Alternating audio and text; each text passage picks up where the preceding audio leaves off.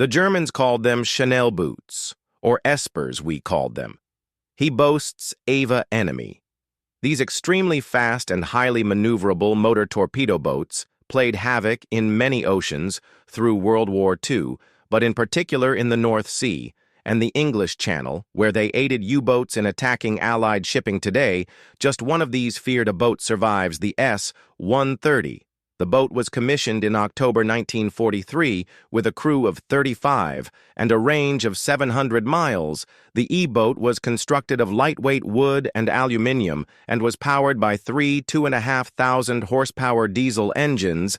S-130's most notorious action was involvement in a terrible Allied tragedy in the run-up to D-Day in 1944 under the command of Urbanite Nance's A Gunther Robber S-130 call sign. Raven was operating out of Cherbourg, patrolling the West and Central English Channel area. On the 27th of April, a German reconnaissance plane spotted U.S. forces conducting a full-scale rehearsal for the planned landings at Omaha Beach. The location for the landings was on the English coast at Slapton Sands, Devon exercise. Tiger saw thousands of troops, vehicles, and tanks embarked on a full-scale rehearsal for D-Day. E-boat flotillas were immediately ordered to attack the exercise due to her communications mix-up.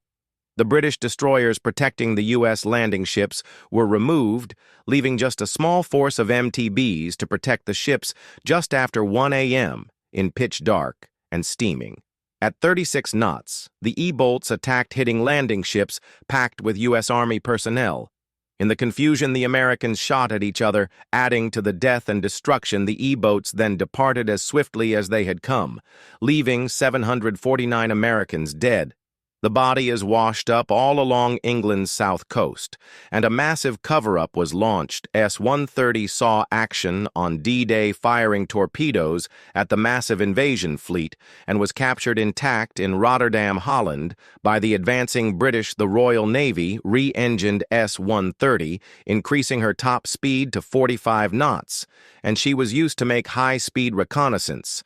As of the Soviet fleet later in 1949, using former A-boat crewman Mi-6 used ex-E-boats, including S-130, as part of a secret program to drop British agents and the Baltic states.